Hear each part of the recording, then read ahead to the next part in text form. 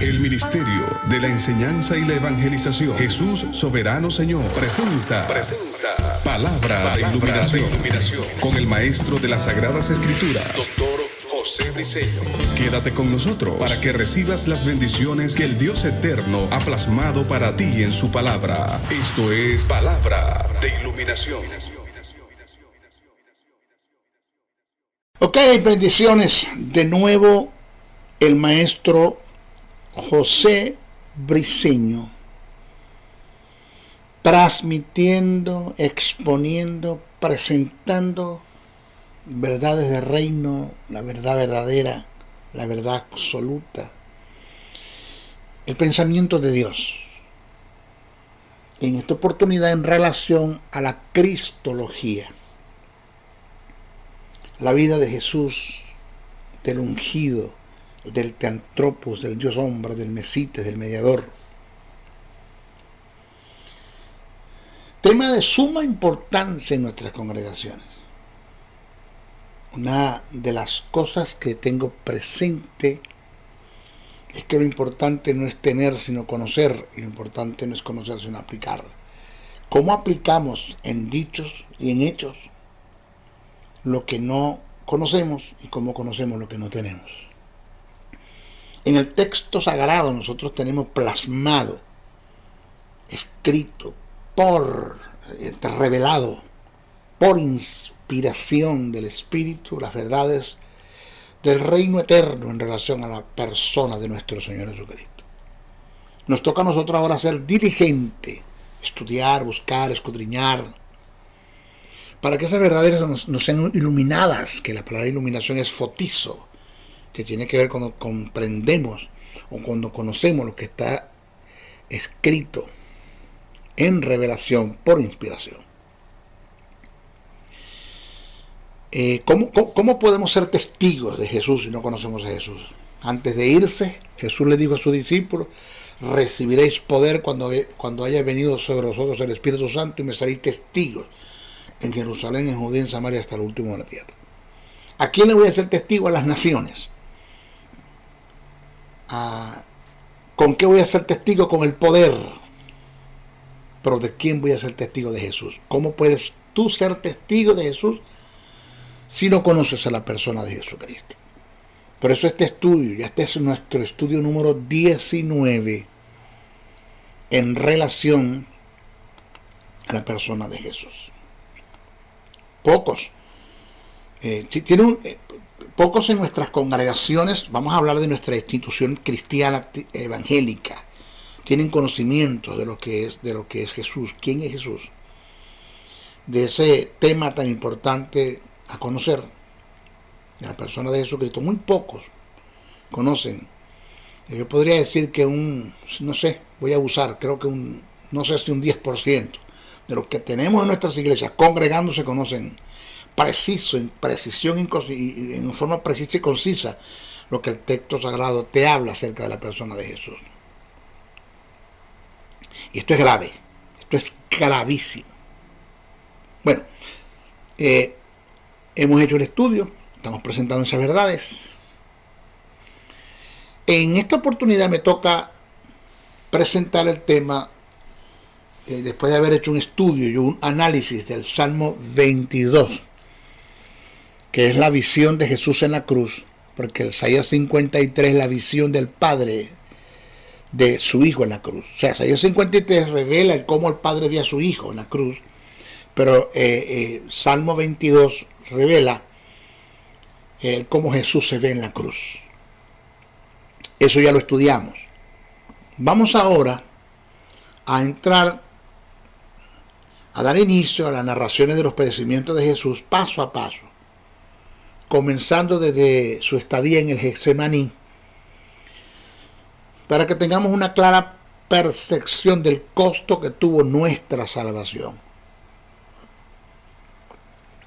O sea, una persona que no tenga un conocimiento preciso, conciso, detallado de los sufrimientos de Jesús, comenzando desde el Getsemaní, llevándolo a la cruz, el Vía Crucis, todo lo que él pasó, las flagelaciones, la corona, los clavos, las heridas, las burlas, los escupitajos, las trompadas, los golpes que le dieron,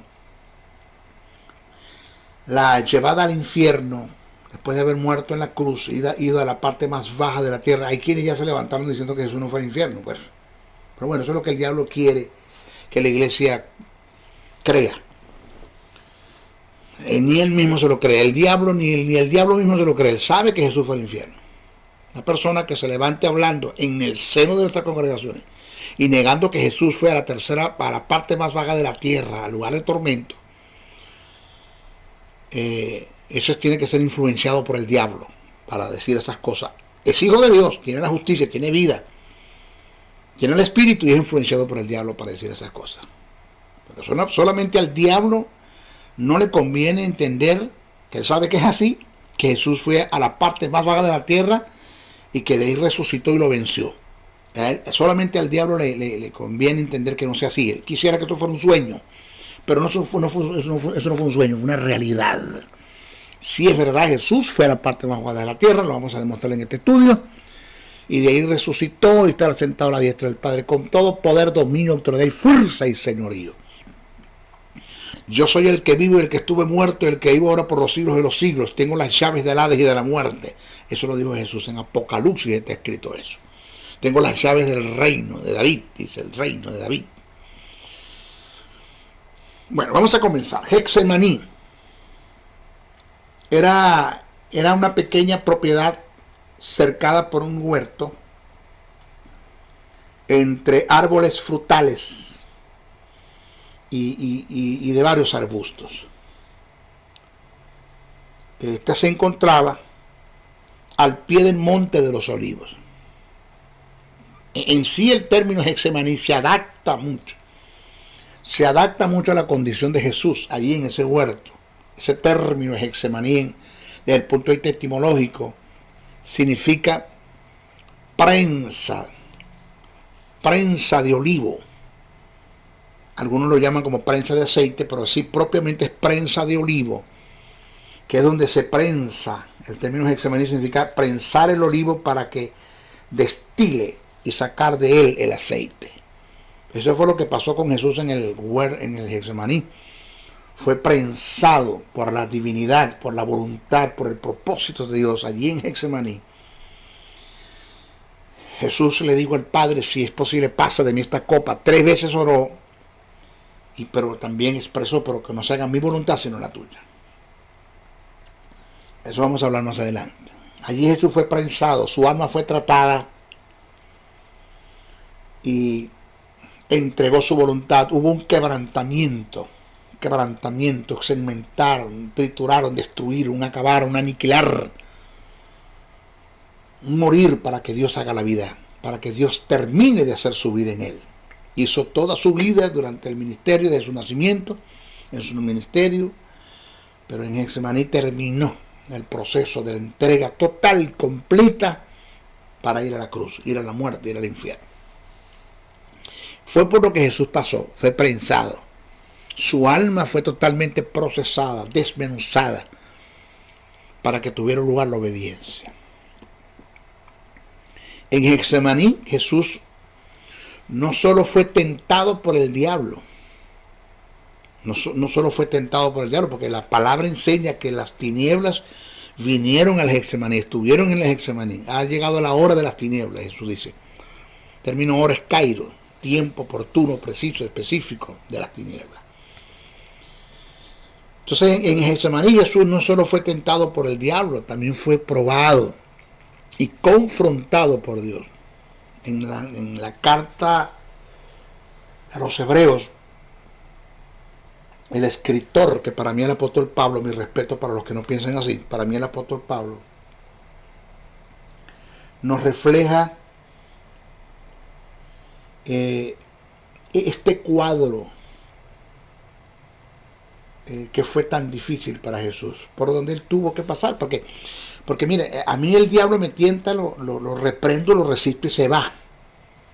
Cuando es probado, cuando soy probado por el diablo tentado, que la palabra prueba para referirse a las tinieblas o al Satanás o a los demonios es la palabra peirazo, que es una prueba que viene con la finalidad de destruirte, acabarte, devorarte, aniquilarte, sacarte del propósito de Dios. Pero cuando la prueba viene de parte de Dios es doquimazo, que es la prueba que viene con la finalidad de hacernos ver la falta de madurez que tenemos en el área donde nos está probando. O es la prueba que viene con la finalidad de formar un carácter para que seamos ascendidos y promovidos. Bueno, Jesús fue probado por Dios con el doquimazo, una prueba que es para propósito eterno, que no tiene nada que ver con el mal, con el pecado, con la enfermedad, no tiene nada que ver con eso, esa prueba. Entonces, en la carta a los Hebreos nos refleja este cuadro que fue muy difícil para Jesús, pero muy difícil. Voy a leer el pasaje. Cito, dice el texto, y Cristo en los días de su carne, ofreciendo ruego y súplica, oiga, ruego y súplica, con gran clamor y lágrima. Esta palabra gran clamor, aquí estaba desgarrado totalmente, ¿no? Pero ese es el llorar del alma, el lloro que sale del espíritu, de lo más profundo del ser. Dice, con gran clamor y lágrima, al que lo podía librar de la muerte. Fue oído a causa de su temor reverente. Pero fue oído, sí, porque la oración se compone en dos partes. Padre, pasa de mí esta copa, primera parte, y la segunda es, pero que no se haga mi voluntad sino la tuya. La parte que Dios escuchó fue la segunda. Se hizo la voluntad del Padre. Dice el texto, y Cristo nos dio de su carne, ofreciendo ruego y súplica con gran clamor y lágrima, al que lo podía librar de la muerte. Fue oído a causa de su temor reverente. Y aunque era hijo, por lo que padeció, aprendió la obediencia. Eso está escrito en Hebreos, el capítulo 5, versos 7 al 8.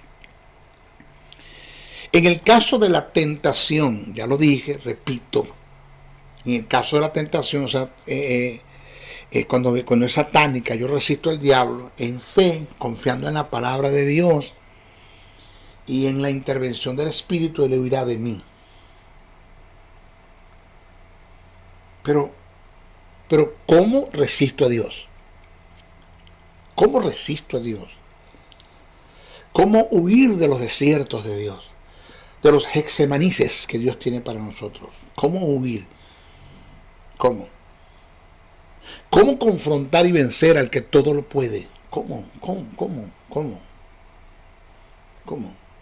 Por eso la mejor opción que nosotros tenemos ante Dios es obedecer. Es ser sumiso, sujeto y obediente. No obedecer por resignación, sino obedecer por contentamiento. Porque ¿cómo confrontamos a Dios? ¿Cómo resistimos a Dios? ¿Cómo podemos con el que todo lo puede? Jamás. Repito, la mejor opción es obedecer. Ser sumiso, sujeto y obediente. Es la mejor parte que hay. Luchar contra Dios no vas a poder nunca. Nunca vas a poder con Él. Nunca. La oración de Jesús en el Getsemaní consistía en dos partes. Esto nunca a usted se le puede olvidar, en dos partes. Oiga, que estas son verdades de reino, verdad absoluta. Yo no estoy ofertando el evangelio, ni estoy entrando en amarillismo, ni en sensacionalismo. Son verdades que como maestro las estoy presentando. Preste muchísima atención, tome un cuadernito, vaya anotando. Esa oración se compuso en dos partes, la que está escrita en Hebreos 5, 7, 8. Padre, si quieres, pasa de mí esta copa. Es la primera parte. Pero que no se haga mi voluntad sino la tuya. La segunda parte. El pasa de mí esta copa. Óigase bien, presta atención. El pasa de mí esta copa registra el deseo de Jesús, el cual no fue escuchado por el Padre. Ese fue el deseo de Jesús. Pero acuérdense que la voluntad de Jesús no es la voluntad del Padre. Jesús tenía una voluntad muy propia y el Padre tenía otra. Que Jesús se dio su voluntad al Padre es otra cosa. Hubo un quebrantamiento, pero Jesús pudo desobedecer. Entonces, el pasa de mí esta copa registra el deseo de Jesús, el cual no fue escuchado por el Padre. Pero la segunda parte de la oración, que es, pero no se haga mi voluntad sino la tuya, pero no se haga mi voluntad sino la tuya, registra el total quebrantamiento, el estado de sumisión, de sujeción y de obediencia en el acceso de la voluntad de Jesús. Ya lo dije, en obediencia, en sumisión, en sujeción, en obediencia al Padre. Entonces, esta segunda etapa es la que registra el escritor de los Hebreos cuando escribe, cito, y fue oído a causa de su temor reverente. Esto fue lo que Dios escuchó de Jesús. Esto fue lo que Dios tomó en cuenta en la oración. Porque eso estaba en sus designios, en el designio de Dios, en el propósito de Dios, en la voluntad de Dios. Si usted se lee Lucas 22:42 y Hebreos 5:7-8, usted va a conseguir un denominador común allí. Ahora, oiga esto, que nosotros leemos a Jesús en Getsemaní y lo leemos así como, a veces en una forma tan vulgar y tan descarada como para leer una lectura en un servicio, para cubrir espacio, en un servicio para decir que le hicimos culto a Dios. Y resulta que eso no debe ser, porque las escrituras cuando se leían en la sinagoga se disertaba, se escudriñaba, se indagaba, se buscaba el objetivo, el pensamiento de Dios en lo que se escribía, en lo que se leía. Igual debemos ser nosotros. Analizar Getsemaní desde el punto de vista etimológico, desde el punto de vista histórico, eso es importantísimo. Fíjese, ser confrontado por Dios no es cosa fácil. El Creador, el Eterno, el Gran Yo Soy, el Elohim, el Elión, el Adón, el Adonai, el Shakenum, el Rafa, el Ayab, el Shaddai, el Shirep, el sin nombre lo llamaban, el Eterno, el que es antes del principio y después del fin, el Gran Yo Soy, en su mayoría, te va a pedir que hagas lo que no quieres hacer. Por eso es que el propósito de Dios, la voluntad de Dios, la palabra de Dios confronta. Por eso es que hay muchos que no les conviene escuchar estas verdades porque son inconvenientes. A ellos no les conviene. Ellos prefieren estar en su guachafita, en sus cultos, en sus teatros, en sus shows, en su amarillismo, en el sensacionalismo, en el mensaje de oferta. Dígale que está a su lado, repita conmigo, profetizo, decreto, y para usted de contar tanta basura que hay en nuestras congregaciones, que eso da lástima, da dolor ver cómo se toma ese lugar que Dios nos dio para presentar la liturgia en relación a sus verdades. No se está haciendo el trabajo completo. El Gran Yo Soy, en su mayoría, te va a pedir que hagas lo que no quieres hacer.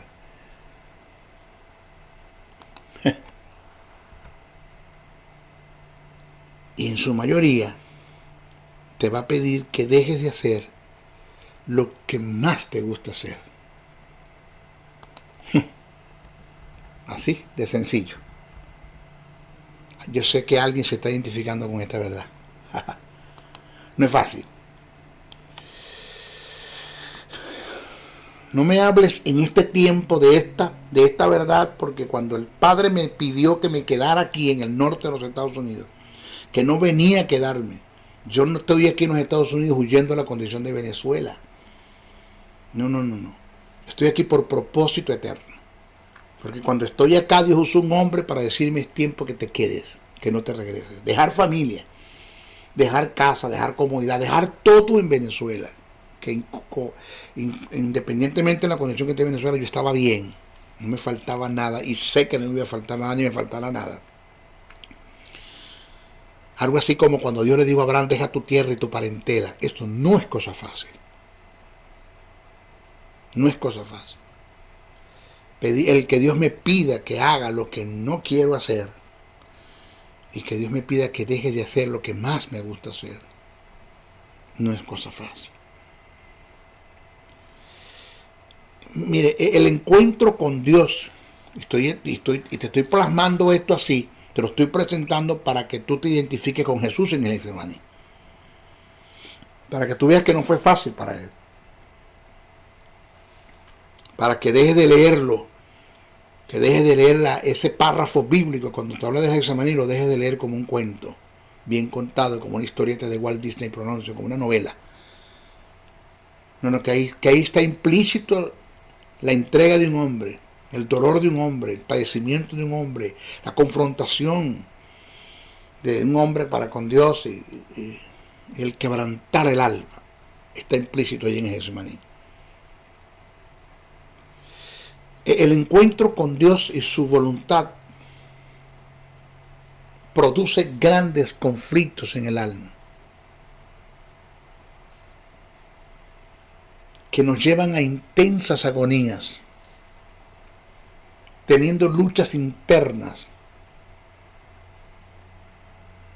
que solo nosotros podremos librar. Es una lucha que yo libro, en el sentido de que soy yo el que tengo que confrontar todo esto. Soy yo el que estoy pasando, soy yo el que tengo que tomar decisión. En lo personal te habla José Briceño, el maestro, el humano, el padre, el esposo. He aprendido que cuando soy confrontado por Dios, siempre tomo la mejor decisión. Aunque me duela, aunque me arrastren, que lloren, que gime, aunque me dé contra las paredes, porque a veces me da como una impotencia, porque mi contrincante, si puedo decirlo así, desde el punto de vista positivo, mi opositor,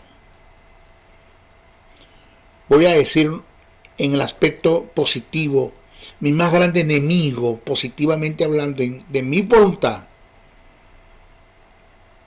es Dios, el que todo lo puede y que no puedo con él. No puedo, jamás puedo.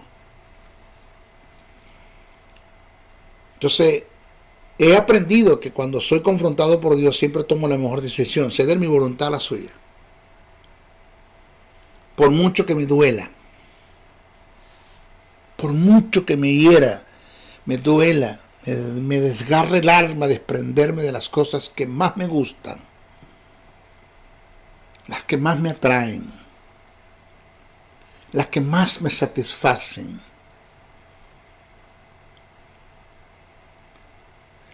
Sopeso, pongo de un lado de la balanza todas esas cosas y del otro lado de la balanza pongo sumisión, sujeción, obediencia, entrega de la voluntad, quebrantamiento, y la balanza se va para este lado, para el lado de Dios. Cedo mi voluntad a Dios, me entrego, sumisión, sujeción, obediencia, quebrantamiento.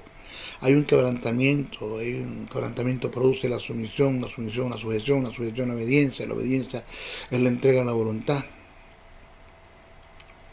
Porque entiendo, hermano, usted tiene que entender esta verdad. Yo te estoy presentando este mensaje para que tú te reflejes en Jesús y hagas lo que Jesús hizo. Haya pues en vosotros este mismo sentir que hubo también en Cristo Jesús, dice el texto.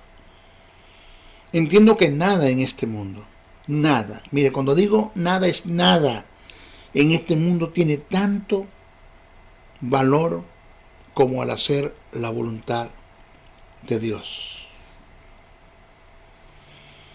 No hay mayor fracasado que aquel que fracasa en lo que Dios le llamó a hacer, porque para efecto de Dios para otra cosa no sirve. Triste, mire, esto es algo esta verdad que te voy a decir ahora,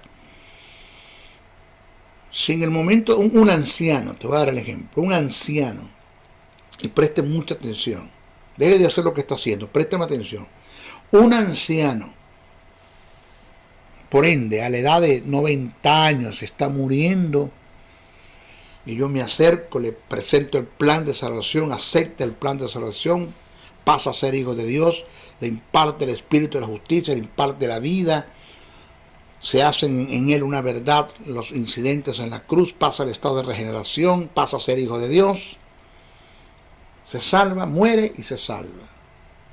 Eso es una verdad, eso está allí. Pero cuando llega a la presencia de Jesús, él no tiene galardones, porque él no hizo nada por Dios. No le dio tiempo, entregó su vida muy tarde. Aunque le entregó, Dios le recibe, pero no tiene galardones. Pero lo duro del caso en estoy presentando esta verdad para ponerte otra verdad a su lado, es que conozco de gente que estuvieron en la iglesia 40, 60 años y cuando se mueran tampoco tienen galardones porque no hicieron lo que Dios les mandó a hacer. Este anciano no tiene galardones porque no hizo nada para Dios, porque no le dio tiempo. Eso es aceptable, eso es razonable. Pero lo que no acepto y no es razonable y es contraproducente y doloroso es que el tipo de personas que pasaron 60 años, 70 años dentro de la congregación, dentro de la iglesia, moviéndose en la obra de Dios y nunca hicieron la voluntad de Dios, nunca. Y cuando llegan a la presencia de Dios van a ser semejantes a este anciano, que no tendrán galardones. Estuvieron como una silla, como una mecedora, moviéndose pero no avanzaron.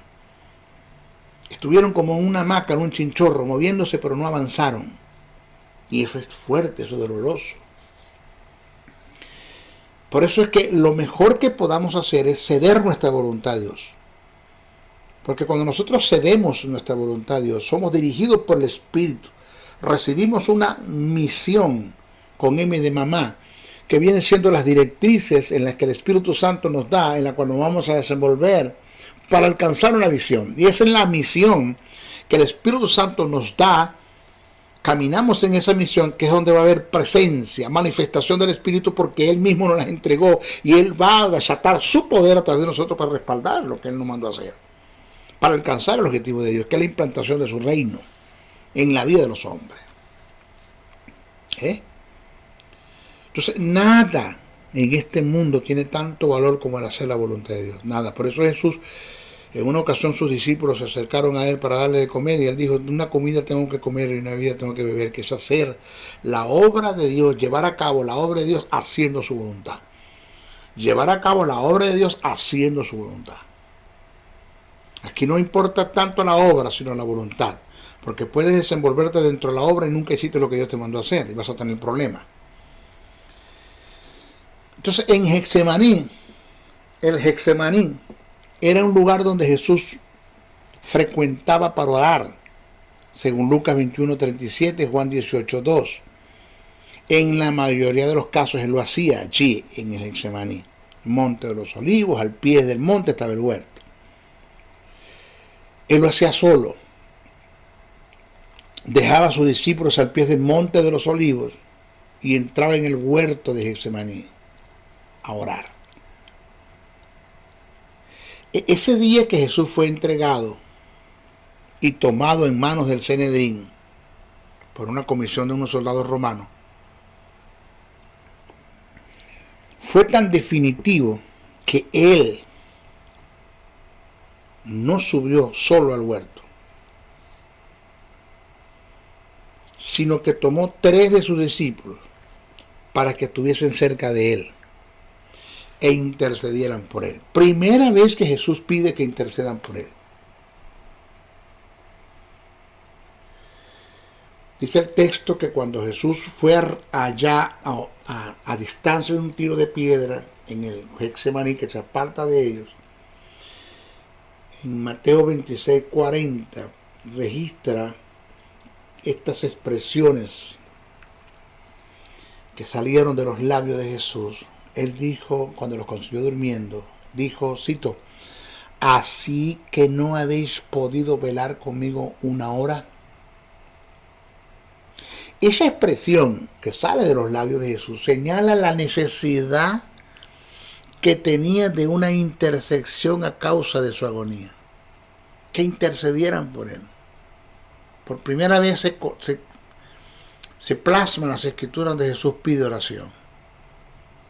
Jesús se sentía solo, quizás un poco confundido, totalmente turbado y angustiado por todo lo que le sobrevenía.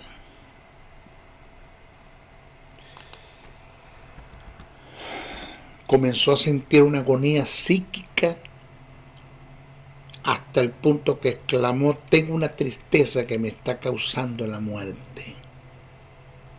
Así está escrito en el griego koiné. No dice mi alma está triste hasta la muerte. El texto en el griego koiné dice: tengo una tristeza que me está causando la muerte.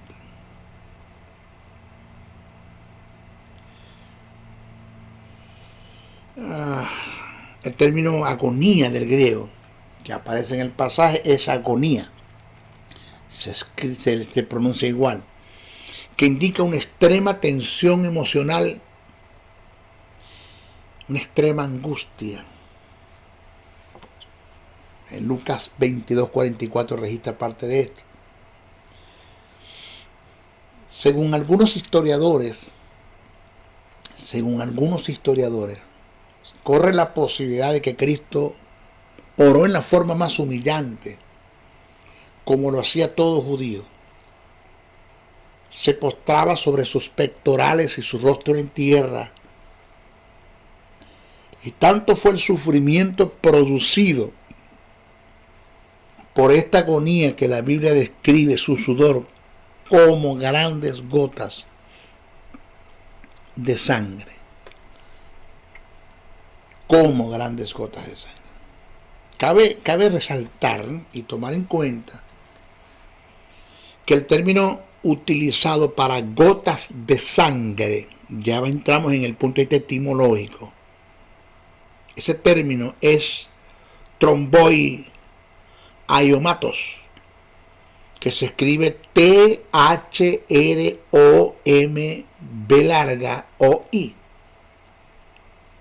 latina. Aiomatos, que se escribe HAI latina MATOS. Trombois aiomato, que ese es el término que se utilizó en el griego para hablar de gotas de sangre, que indica una sangre espesa, una sangre coagulada. Ahora, si vamos a la ciencia, la historia médica registra algunos casos en los que la intensa agonía mental se ha visto acompañada de gente que entraron en un estado de depresión, se ha visto acompañada de la transpiración de sangre producido por la ruptura de vasos sanguíneos como consecuencia de la presión sanguínea por una subida de tensión. Ahora, esta sudoración de sangre es efecto de una reacción por la sangre que se retira del corazón en caso de extremo pavor. Al agudizarse el clímax de la agonía por el conflicto mental, la sangre se viene en tremendo rebote hacia la periferia, haciendo saltar las plaquetas y colocándose finalmente a través de la epidermis, colándose finalmente a través de la epidermis, para producir así la sudoración de sangre conocida en términos médicos como hemorroidosis o hematritosis. Sin lugar a duda, esto clínicamente pasó en la vida de Jesús, hasta el punto que solo Lucas, que es un médico en esos tiempos, registra tal acontecimiento. Lucas como médico. ¿Por qué no lo registró Mateo? ¿Por qué no lo registró Marcos? ¿Por qué no lo registró Juan? Porque tiene que ser Lucas. Porque esto como médico le llamó la atención este fenómeno patológico. Eso está escrito en Lucas 22:44. Era tanta la agonía por la que Jesús pasó, que en medio de ella Dios tuvo que enviar a un ángel para confortarle. Oído, envió un ángel para confortarle. Que el término confortar indica, del griego, darle ánimo a alguien que está a punto de claudicar en una misión que se le ha encomendado, se le ha entregado. Confortar indica dar asistencia para recobrar fuerzas. Mire, podemos deducir que la aflicción y la agonía por la cual Jesús estaba pasando era tan intensa. Esto es difícil decirlo, pero es verdad. Lo digo con mucha prudencia, que vayan quien escuchen y no entiendan esto. Mire, podemos deducir que la aflicción y la agonía de Jesús era tan intensa que si Dios no envía al ángel para confrontarle, es posible que Jesús no hubiese podido superar la prueba. Es posible.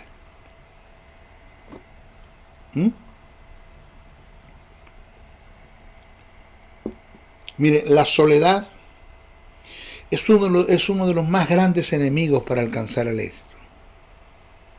El desierto. Jesús en el Getsemaní no pudo ser asistido por el Espíritu Santo. Jesús tenía el Espíritu, pero no pudo ser asistido por el Espíritu Santo.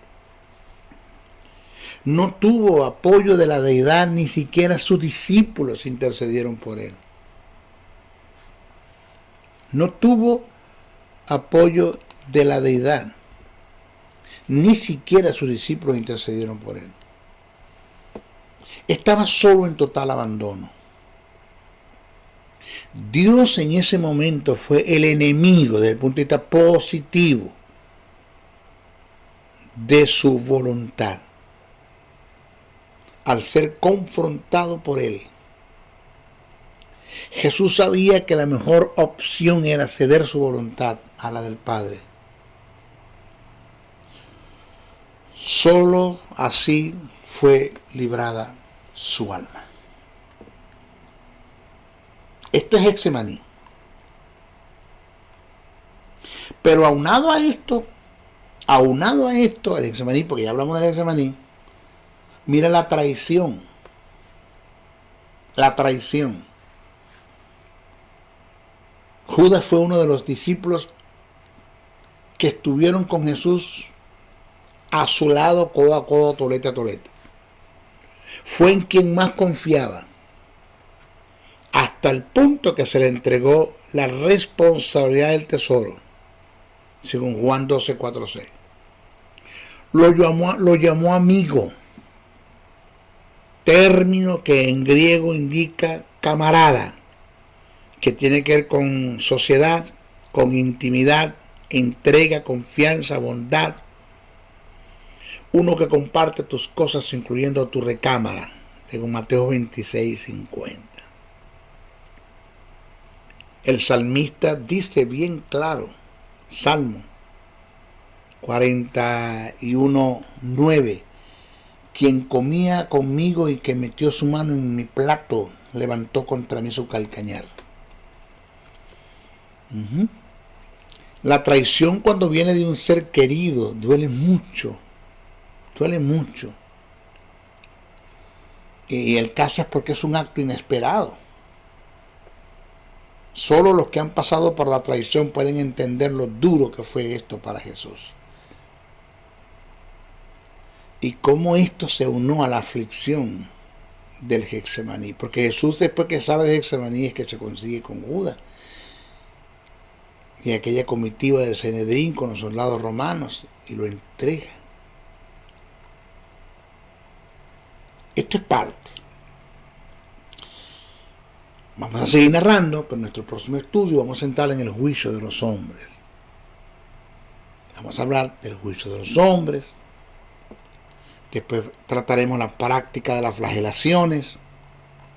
Después hablaremos del camino del Gólgota. Hablaremos de la crucifixión. Vamos a hablar de su estado patológico en la cruz, su respiración, causa de su muerte. Vamos a hablar del juicio de Dios sobre Jesús, la ascensión al infierno. Vamos a hablar de todas esas verdades, que es necesario que usted las entienda, que usted las conozca, para que usted se dé cuenta que esa justicia que impartió la vida, que nos regeneró, siendo regenerado pasaste a ser hijo de Dios, esa posición que tú tienes como hijo, no, eso no fue fácil. Eso tuvo un costo y un precio, un dolor, clavos, heridas, tortura, como para que estemos jugando con eso. Eso no es fácil. ¿Okay? En nuestra próxima clase vamos a hablar de este asunto. Se despide el maestro José Briceño, no sin antes pedirte, por favor, oren mucho por mí. Creo mucho en la oración del justo. Esa es la mejor ofrenda que me puedes dar. Cúbreme en oración. Cúbreme. La oración del justo puede mucho. Desata el poder de Dios. Da intervención al poder divino, a la providencia divina, a la soberanía de Dios. Permite que Dios interceda o intervenga a favor de quienes tú intercedas. Oren mucho por mí. 2, compartan este mensaje. No se queden con él, compártanlo. Vamos a compartirlo en grupos. Vamos a que todo esto llegue lejos. Si tienes tu canal en YouTube, pues súbelo también a tu canal, vamos. Y lo otro es que puedes enviar una ofrenda a este ministerio, te lo agradeceríamos. Te lo agradecemos. No entro en el terreno de la manipulación, la intimidación y el control, ni entro en el terreno de la conmiseración, como dar lástima para que me des una ofrenda. No, porque el que da no debe dar por necesidad. Debes entrar en el terreno de ser un copartícipe de toda buena obra que el que te instruye en la palabra, y convertirte en un agente generador de los bienes del reino eterno, para que seas bendecido por Dios grandemente, para que sigas dando. Yo tengo un don ministerial para enseñarte. Dios te dio a ti dinero y te dio un don para producir dinero para sostener a los que te enseñan. Ese es el ciclo que no se debe detener. ¿Ok? Maestro Briceño se despide de nuestra próxima oportunidad. Bendiciones, bendiciones, bendiciones. El Ministerio de la Enseñanza y la Evangelización, Jesús Soberano Señor, presentó Palabra de Iluminación. Te invitamos a un nuevo espacio de corte similar por nuestros diferentes medios de comunicación. Contáctanos en los Estados Unidos al WhatsApp +01 786 604 3352 y a los correos jocn77briceno@gmail.com y a maestrojosebriceno.blogspot.com. Bendiciones.